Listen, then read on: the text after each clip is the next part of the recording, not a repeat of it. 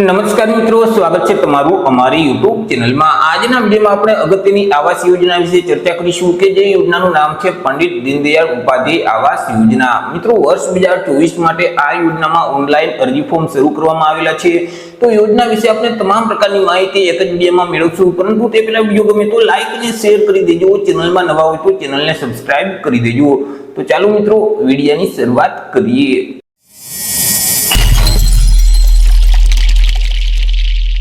મિત્રો, આજે જાહેરાત છે તે સામાજિક ન્યાય અને અધિકારિતા વિભાગ અંતર્ગત જે નિયામક વિકસિત જાતિ કલ્યાણ બોર્ડ આવેલું છે તેના તરફથી આપવામાં આવેલી છે। અહીં મિત્રો, વર્ષ 2024-25 માટે પંડિત દીનદયાળ ઉપાધ્યાય આવાસ યોજનામાં ઓનલાઈન અરજીઓ મંગાવવામાં આવેલી છે। તો નિયામક વિકસિત જાતિ કલ્યાણની કચેરી ગાંધીનગર દ્વારા જે પંડિત દીનદયાળ ઉપાધ્યાય આવાસ યોજના અમલમાં છે, તો આ યોજના અંતર્ગત રાજ્યમાં રહેતા જે સામાજિક અને શૈક્ષણિક રીતે પછાત વર્ગના લોકો છે, આર્થિક રીતે પછાત વર્ગ અને વિચરતી વિમુક્ત જાતિના જે ઘરવિહોણા લોકો છે, તો તેઓને મકાનના બાંધકામ કરવા માટે પંડિત દીનદયાળ ઉપાધ્યાય આવાસ યોજના અંતર્ગત ₹1,20,000 સુધીની સહાય આપવામાં આવે છે। તો આ યોજનાનો લાભ મેળવવા ઈચ્છા ધરાવતા જે અરજદારો છે અને યોજનાના નિયમોની પાત્રતા ધરાવતા જે અરજદારો છે, તેમની પાસેથી વર્ષ 2024-25 માટે ઓનલાઈન અરજીઓ મંગાવવામાં આવેલી છે। યોજનાનો લાભ મેળવવા માટે અરજદારોએ ઓનલાઈન અરજી ફોર્મ ભરવાનું રહેશે। ઓનલાઈન અરજી ફોર્મ આજથી એટલે કે 17/8/2024 થી શરૂ કરી દેવામાં આવેલા છે। 17/8/2024 થી લઈને 16/9/2024 સુધીમાં અરજદારોએ ઓનલાઈન અરજી ફોર્મ ભરવાનું રહેશે। ઓનલાઈન અરજી ફોર્મ જે ઈ સમાજ કલ્યાણનું પોર્ટલ છે, ii-samajkalyan.gujarat.gov.in નામની જે વેબસાઇટ છે, તે વેબસાઇટ ઉપર જઈ અને અરજદારોએ ઓનલાઈન અરજી કરી દેવાની રહેશે। પરંતુ મિત્રો, અહીં નાણાકીય વર્ષ 2022-23 અને 23-24 જે લોકોએ ઓનલાઈન અરજી ફોર્મ ભરેલ છે પરંતુ તેમની અરજી મંજૂર નથી કરવામાં આવેલ, અરજી પડતર છે, તો તેઓની અરજી છે તે વર્ષ 2024-25 માટે ચાલુ રાખવામાં આવશે, એટલે કે કેરી ફોરવર્ડ કરી દેવામાં આવશે, જેથી કરી તેવા અરજદારોએ ફરીથી અરજી કરવાની રહેતી નથી।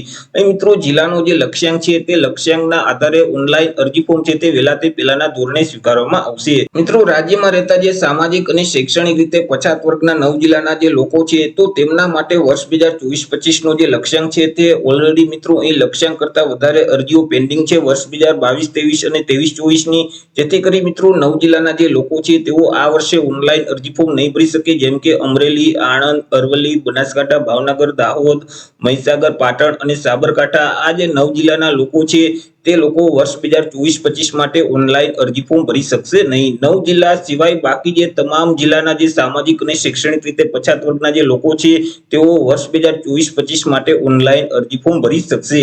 તે સિવાય મિત્રો, રાજ્યમાં રહેતા આર્થિક રીતે પછાત વર્ગના લોકો છે અને વિચરતી અને વિમુક્ત જાતિના દરેક જિલ્લાના લોકો છે, તેવા અરજદારો આ વર્ષે ઓનલાઈન અરજી ફોર્મ ભરી શકશે। વિચરતી અને વિમુક્ત જાતિનો જે લક્ષ્યાંક છે તે લક્ષ્યાંક જ્યાં સુધી પૂરો નહીં થાય ત્યાં સુધી મિત્રો ઓનલાઈન અરજી ફોર્મ શરૂ રહેશે। પોર્ટલ છે તે ઓપન જ રાખવામાં આવશે। મિત્રો, અહીં ઓનલાઈન અરજી ફોર્મ ભરવાનો જે સમયગાળો છે તે સમયગાળા દરમિયાન જે જિલ્લાનો લક્ષ્યાંક છે તેના કરતા ઓછી અરજીઓ આવશે તો તે જિલ્લા માટે અરજી ફોર્મ ભરવાનો જે સમયગાળો છે તે લંબાવવામાં આવશે। અને મિત્રો, અહીં વર્ષ 2022-23 અને 23-24 ની દરેક જિલ્લા માટે જે ઓનલાઈન અરજીઓ છે તે પડતર છે, તેને વર્ષ 2024-25 માં સૌથી પહેલા પ્રાધાન્ય આપવામાં આવશે અને ત્યાર પછી જે ચાલુ વર્ષની અરજીઓ છે તેને ધ્યાનમાં લેવામાં આવશે।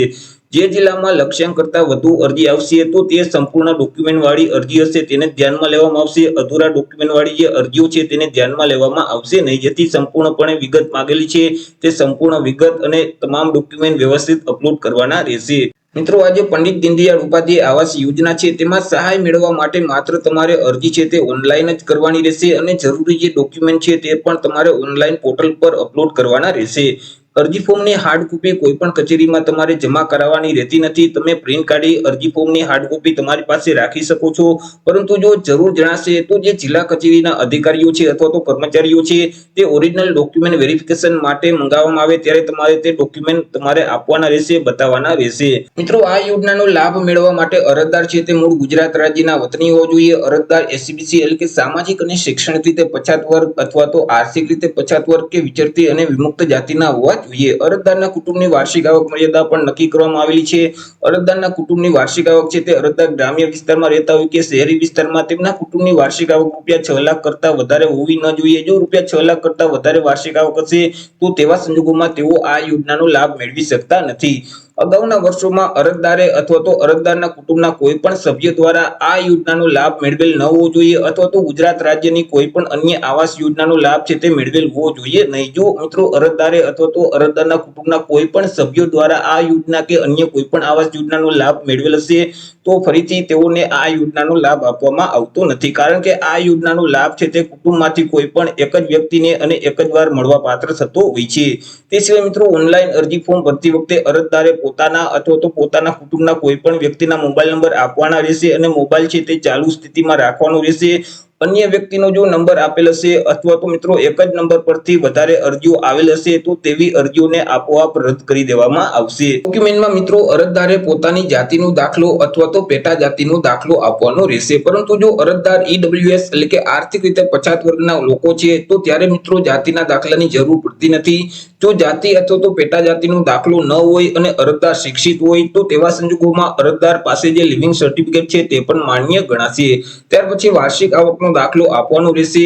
ત્યાર પછી અરજદારે રહેઠાણના પુરાવા તરીકે કોઈ પણ એક ડોક્યુમેન્ટ આપવાનું રહેશે, જેમ કે આધાર કાર્ડ છે, વીજળી બિલ છે, લાયસન્સ છે, ભાડા કરાર છે, ચૂંટણી કાર્ડ છે, રેશન કાર્ડ છે. તો આ 6 ડોક્યુમેન્ટમાંથી કોઈ પણ એક ડોક્યુમેન્ટ રહેઠાણના પુરાવા તરીકે રજૂ કરવાનું રહેશે. ત્યાર પછી કોઈ ગરીબી આવાસ યોજના હેઠળ જમીન મળેલ હોય અથવા તો ત્યાર મકાન મળેલ હોય તો તેના ફાળવણીના હુકમની જે એલોટમેન્ટ લેટરની પ્રમાણિત નકલ છે તે આપવાની રહેશે.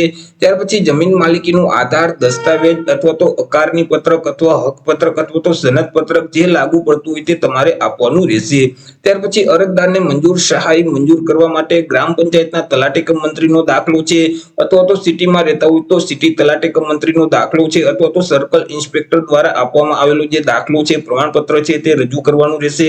ત્યાર પછી મકાન બાંધકામ કરવાની રજા ચીઠી આપવાની રહેશે. જો બીપીએલ કુટુંબના હોય તો બીપીએલ નો દાખલો આપવાનો રહેશે. જો અરજદાર છે તે વિધવા ઉમેદવાર હોય તો તેવા સંજોગોમાં પતિના મરણનો દાખલો રજૂ કરવાનો રહેશે.